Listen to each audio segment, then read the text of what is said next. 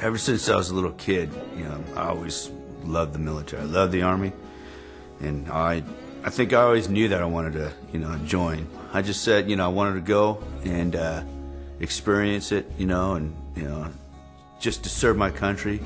And then I went to the recruiter station, you know, I said, I want to jump out of airplanes and ride motorcycles. And right then they said, we got a job for you, you know.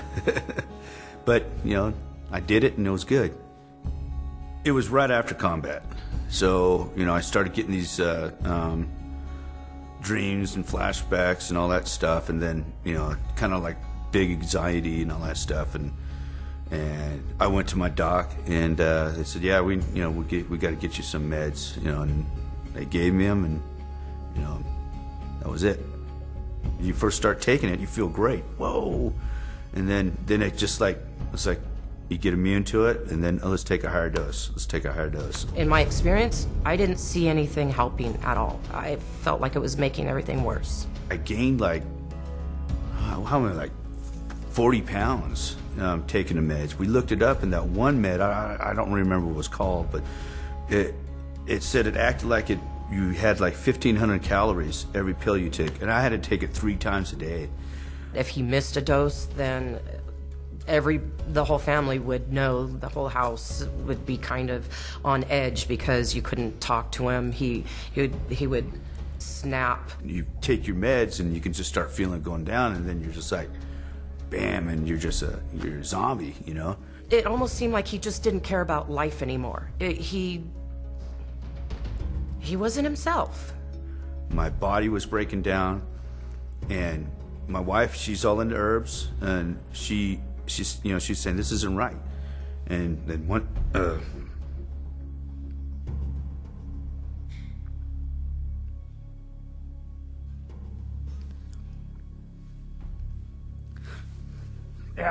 I was all fucking drunk, and you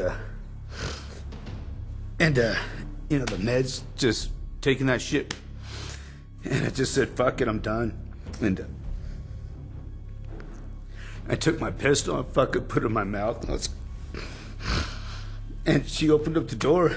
I fucking took it, and I was like, fuck it. I said,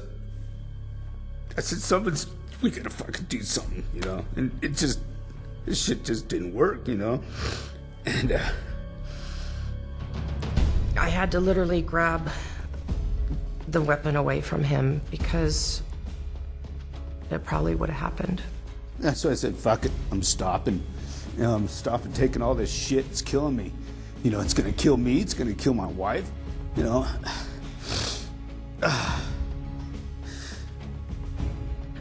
That was the straw that broke the camel's back. It wasn't working, and something had to be done. I didn't want to lose my husband. I didn't want him to kill himself, and I didn't want to be killed as well in the process. I knew I wasn't me. You know, it was the drug that was doing it, and I knew I had to change or I'd be dead, and that's why I changed it.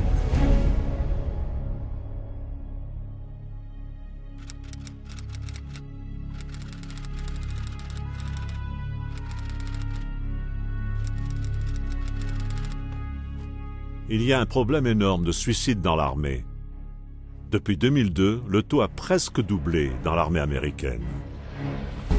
The suicide rate has really been going out the roof here lately with our military members, both while they're still in and once they return back to the States. I would move from base to base to base, and I'd be on different missions at different times. And one minute I'm on a base and I'm having lunch, and I'm being asked, hey, did you hear about those 3 guys, those 3 soldiers who committed suicide? It was a black eye on Fort Bliss. Soldiers were dying left and right. Preventable deaths, we're talking suicides, we're talking about these soldiers getting in their cars going, or motorcycles going 150 miles an hour and, you know, hitting a median, family violence. It really spiraled out of control. Et pendant ce temps, les psychiatres continuent de distribuer des psychotropes en volume, des drogues dont on sait très bien qu'elles augmentent les tendances à la violence et au suicide. My psychiatrist at the time had issued me recommended gabapentin. And I took one, and I think within 30 minutes I had thoughts of suicide. They started me on a really low dose to build it in my system, but even the low dose, I was still feeling side effects of suicide, depression, anxiety. I did notice that there was a lot of times that I thought, that it would just be better to be dead than to keep living like that. And I look back on it now, and I do realize that it was the meds. Oui, il peut y avoir d'autres raisons de se suicider dans l'armée d'aujourd'hui, autres que des drogues psychiatriques. Mais il serait stupide de ne pas tenir compte de l'influence des psychotropes. Allez demander aux soldats sur le terrain. I was military police, actively working as a police officer on the military installation. And in 1 week, I went to about 8 or 9 suicide attempts where the person either overdosed or, said that he was going to kill himself, something like that. And one for one, every single person was on psychiatric drugs.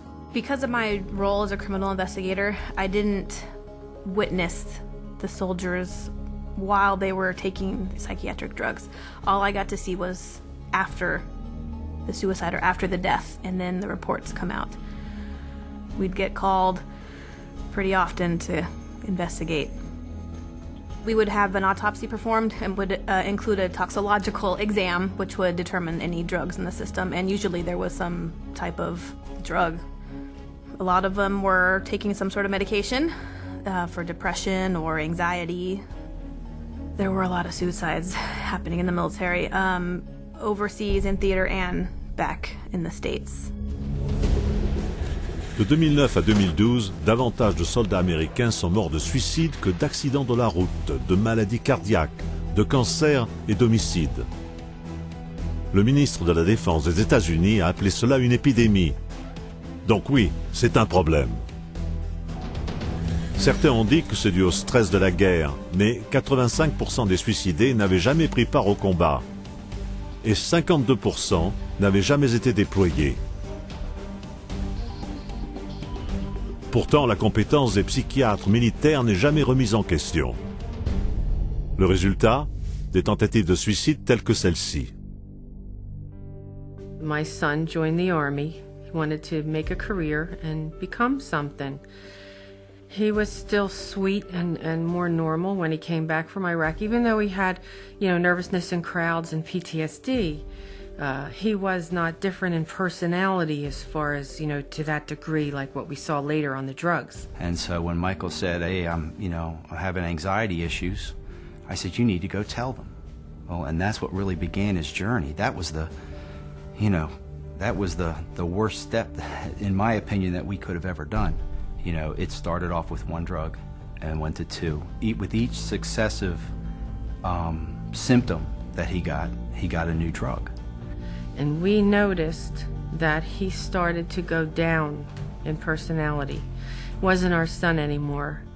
It was, anger, slurred speech. It was surreal because the person I was talking to wasn't even my son.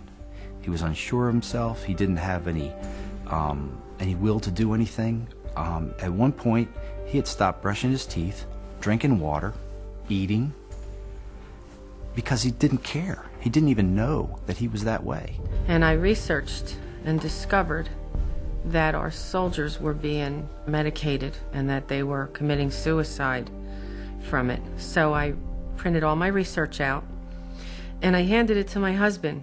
And I said to my husband, tell me what you think of all this research. And he came back to me and said, if my calculations are correct, there's a pattern here that matches our son's behavior. And if my calculations are correct, he's just about ready to commit suicide. I was in the dollar store and he called me and said, I don't want to upset you, but I want you to know Michael's okay, but he tried to kill himself. And he put 2 IVs in his arms and he bled out in the bathtub and he was drawing in his blood on the walls. He didn't even know he was committing suicide. So his cognizance, his reason, was already usurped by these pills. they take away who you are. And he wasn't the same. We had the hospital check him, and they found at least 9 drugs in his system. And they're just the ones they tested for. They were giving my son drugs that had black box warnings. Said, if you're under 25 and you're taking this pill, your risk of suicide is going up 50%. Risk of suicide. But they were still giving the pills. What he went through was so horrific it's hard for him to talk about. But he allows us to speak because he wants to save his comrades. He wants to save others who are going through the same thing, who are being drugged with lethal cocktails. Me speaking as Michael, knowing the things that he has said to others, he would say, stay away from the pills. It's a dead end. Les psychiatres prétendent que leurs médicaments sauvent des vies. Mais ils parlent rarement des risques graves de suicide. Pourquoi? Parce que ces avertissements pour ceux entre 18 et 24 ans, c'est l'âge de presque la moitié des soldats américains déployés. Et pourtant, l'usage de psychotropes dans l'armée américaine a augmenté de 76% depuis 2001. Cela inclut les antidépresseurs que les psychiatres distribuent aux soldats pour prévenir le suicide. There's no evidence that drugging stops suicide. The reason I'm saying this is because it is alleged that if somebody is suicidal, you should medicate them. Except there's no evidence that medicating somebody who's suicidal is going to prevent suicide. There's substantial evidence that many drugs actually promote suicide. And last year, within the DoD, there were 349 suicides among military personnel. That's almost one a day, literally one a day. C'est plus de suicides que de morts au combat. Et l'armée se fait beaucoup de soucis. In fact, in 2009, Fort Campbell, Kentucky was actually closed down by the base commander for a time because they were having just an inordinate number of suicides. Suicides on Fort Campbell have to stop now. The last I heard, the VA was getting close to 450 calls a day to their suicide hotline, which they set up years ago to handle the amount of veterans that have suicidal thoughts on a daily basis. 450 calls a day. Ce problème a eu un retentissement considérable au sein du gouvernement. One of the biggest concerns I have about the military is the inordinate number of suicides that have taken place among active duty and those who've left the military. 3 years ago, I got Congress to hold hearings to examine the relationship between suicide and increased use of medications, and there was a direct parallel. The amount of suicides were increasing proportionate to the amount of medications being introduced. So, do antidepressants cause suicide? Of course they do. So, don't blame the soldiers. Don't blame the military as a whole. Blame the corruption of the military by the psychiatric industry that is peddling false, dangerous medicine, that is peddling a kind of modern-day quackery, calling it treatment, but delivering suicide. Et aussi affreux que ce soit pour ceux en service actif, c'est encore bien pire après avoir servi. Les anciens militaires se tuent à raison de 22 par jour, soit un suicide toutes les 65 minutes. Mais est-ce que les psychiatres envisagent d'arrêter le carnage? Non. Au contraire, ils y vont de plus belle.